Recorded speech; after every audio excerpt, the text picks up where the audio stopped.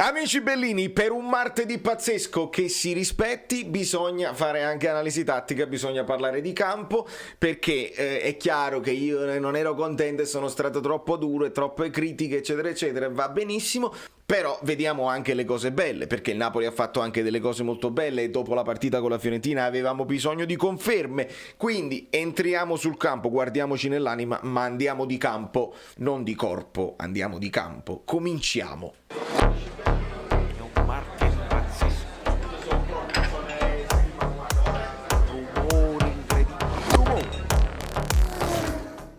Allora, l'ultimo iscritto è sempre Luis Marquez, perché ovviamente, ma ci sono molti iscritti che non mi escono qua, che io ringrazio per la loro presenza, la rinnovata presenza, quelli là, i miei eroi vecchi, quelli che lasciano i like preventivi, siete straordinari come sempre, i miei amici abbonati che supportano con le donazioni, eccetera, eccetera. Ma adesso è il momento di parlare di campo, di quello che è successo in campo. Voi lasciate un like per il campo. Per il campo, perché non solo con un Ambrabam noi possiamo andare sul campo direttamente, vedete?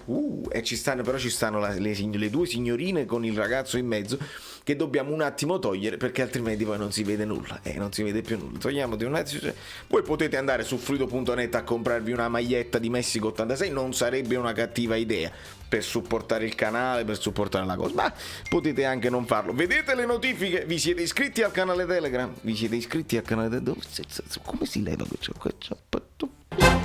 Esatto, l'AIA si scusa, ma ne abbiamo già parlato, lo so, gli amici Salvatore Pengue che mi scrive che l'AIA si scusa, ne abbiamo già parlato nell'altro video, amico mio, ne sono stato chiarissimo, l'AIA si deve scusare perché non era fallo su Rebic, fallo inventato per aiutare il Milan. Andiamo avanti, campo, parliamo solo di campo, la palla è rotonda e possiamo parlare di prestazioni individuali, delle cose che non mi sono piaciute e anche un po' di screenshot per farvi vedere delle cose belline, anche perché poi il Napoli comincia bene, approccia bene, il Napoli anche dalla scelta della formazione si capisce che Spalletti voleva risolverla subito, che questa squadra non può gestire, questa squadra deve segnare, allora Spalletti rischia perché dopo aver fatto fare 130 minuti a Mertens metterlo subito, però sta bene, Ciro sta bene, Tris sta bene e lo può fare. Poi mi piace anche che viene sostituito subito quando stiamo sul 2-0 perché lo devi preservare ed è giustissimo, però Spalletti mette quelli che segnano,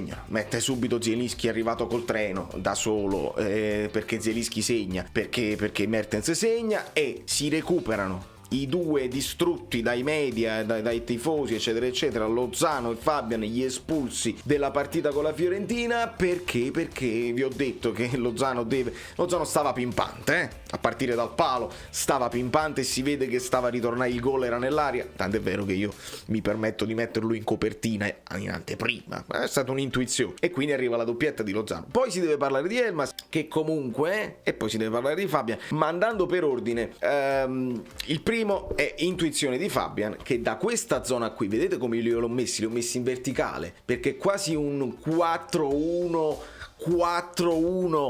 con questi due, però non sono mezze ali, capisci? Non si parte da un 4-3-3 che diventa un 4-1-4-1, è semplicemente Zielinski sotto punta e Fabian che si va a cercare anche lui gli intercambi con Lobotka che è vero e proprio regista, ma capitava anche il contrario, quando c'era da fare il primo pressing Lobotka lo fa meglio di Fabian e quindi Fabian può coprire con la sua fisicità, con la sua presenza e quindi dare una mano con questa doppia regia. È proprio Fabian che da questa zona imbecca per un taglio preciso di Lozano la prima occasione del Napoli. Voi questi rumori non li sentite probabilmente, ma li sento io perché è il vento delle carrucole della...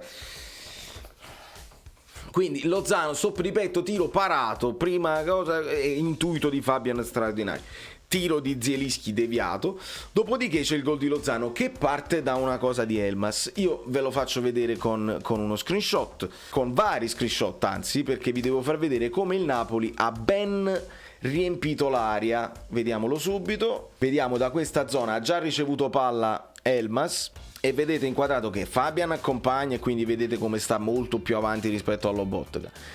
Mertens, lo vedete lì, è entrato Lozano più al centro, quindi ha riempito l'area e sta aiutando anche Di Lorenzo a creare la superiorità. Si crea un 3 contro 4 dove Mertens, vedrete nello screenshot successivo, se ne prende 2 e se li porta, e quindi si resta con 1 contro 1, Lozano contro Teate e Di Lorenzo contro quello che credo fosse Dix.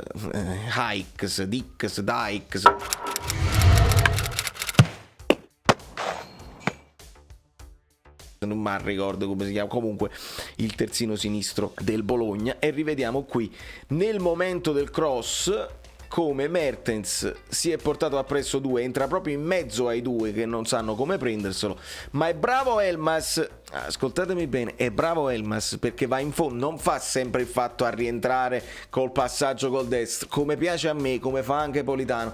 Elmas va in fondo e col sinistro la mette dentro a uscire, nel senso all'indietro, ed è bravo Lozano ad anticipare il suo avversario Teate, che è anche molto bravo, anche molto reattivo, ma non ci arriva, e anche lui di sinistro segnerà anticipando il difensore e prendendo in contropiede Skorupski. È un ottimo gol questo qua, non lo sottovalutate perché è un ottimo gol. Dopodiché ci sono altri screenshot dove vi faccio vedere come esce bene il Napoli e quello che doveva continuare a fare e non ha fatto nel secondo tempo. Poi ci sarà un tiro di Arnautovic parato da Meret, c'era un errore di Lobotka, ma era in fuorigioco, quindi questa parata di Meret noi la segnaliamo perché è stata comunque una buona parata di piede, ma era in fuorigioco, non conta. Altro tiro di Elmas, stavolta finisce centrale, e poi ruba palla Mertens e Fabian carica il suo sinistro e colpisce la traversa, proprio l'incrocio dei pali. Ancora una volta Mertens, peperino lì, io lo chiamo, sono gli attaccanti calamita, come mio cugino Marco Sellini, dove sta calamita, e non gli avversari qualsiasi cosa fanno, calamita, ed è Mertens che tiene la palla e si riparte subito velocemente. Nel secondo tempo ovviamente si parte velocissimi con il gol di Lozano, che vediamo uno screenshot alla volta, e mi piace sottolineare che, perché sì, l'ho detto anche io per primo che Elmas non ha fatto una grande partita, però signori, è l'Elmas che fa l'assist, è sempre Elmas che fa l'assist, è l'Elmas che parte con questa azione, è sempre Elmas che parte con questa azione, che serve Fabian, vedete come parte da qua, esce bene, trova il filtrante per Fabian, ok? Poi Fabian è bravissimo, perché Fabian di prima intenzione, come vedete nel secondo screenshot, la tocca di esterno sinistro, e chi è che la va a riprendere per chiudere il triangolo? Elmas. Quindi sì, avrà giocato malissimo, sarà stato irritante, tutto quello che volete voi, tutto quello che voglio anche io, perché è più nella fase difensiva che avrei voluto qualcosa in più da loro, non lo so, leziosi, non lo so, si poteva fare qualcosa in più. Intanto, ancora qua, chiude il triangolo Elmas, dopodiché Elmas di prima chiude il triangolo e trova Zielinski, anzi no, scusatemi, errore mio, trova Mertens. Zielinski sta più in alto lì vicino marcato dall'arbitro che ha marcato Fabian anche nel primo tempo, evitando un altro gol per il Napoli.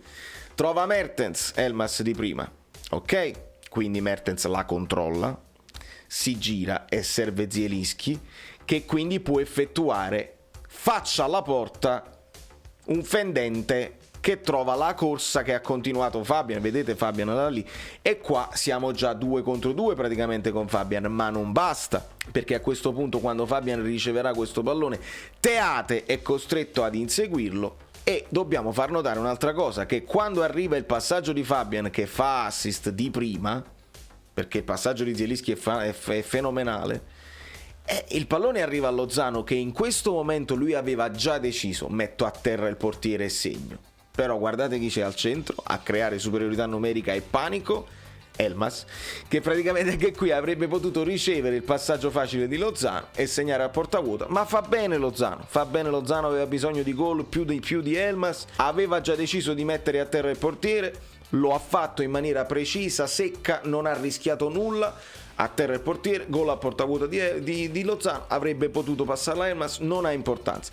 E facciamo notare anche un'altra cosa: in questo momento, questo è quando Lozano riceve palla da Mertens, quel cambio di gioco straordinario quasi ad occhi chiusi, controlla, avanza e tira, parata di Skorupski. Io qua voglio far notare una cosa: Lozano era solo al centro e lo avevo detto anche nella reaction che avrebbe dovuto Lozano servire Elmas in questo caso. Sto facendo un po' di casino con i nomi Elmas e Lozano, ma ci sono le freccette che ci aiutano. Qua voi dovete vedere con un ingrandimento, ma non si vede, ma fidatevi di me, che quella manina è Lozano che chiede scusa ad Elmas perché se ne rende conto.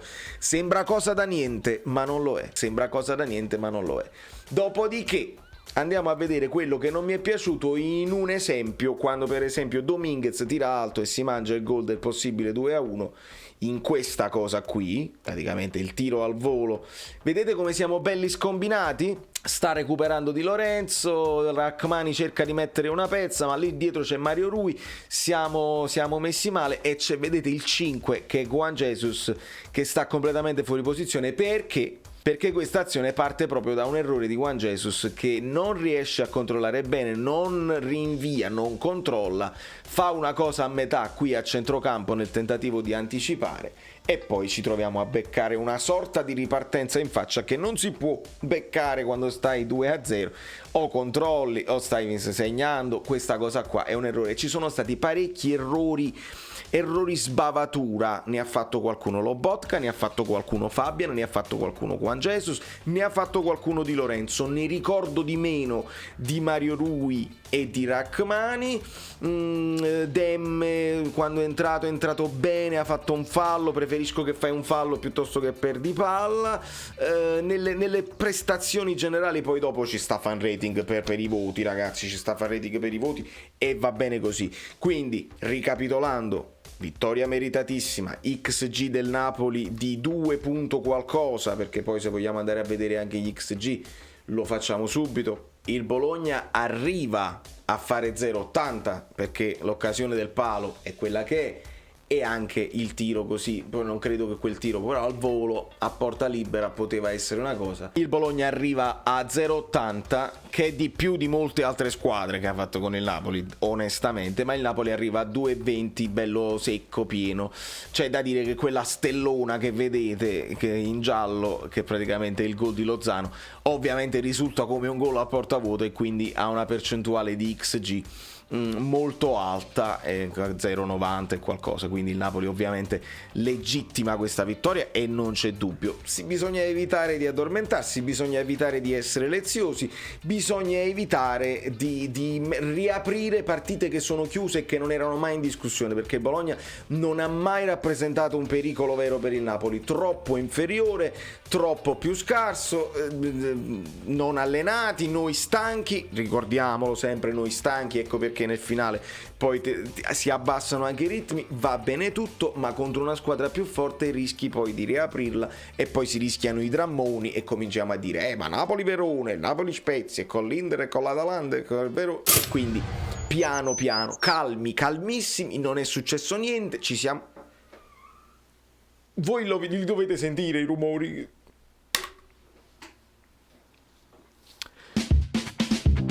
Ciao, sono Saveria Solida. Se arriviamo a 15.000 iscritti su YouTube è una cosa di cortesia, ma secondo me dovreste seguirlo anche su Instagram, @ValerioFluido. Fa tutte queste cose cretine. Sei iscritto pure a TikTok. Di più, dai, basta, sei cringe. Quante cose.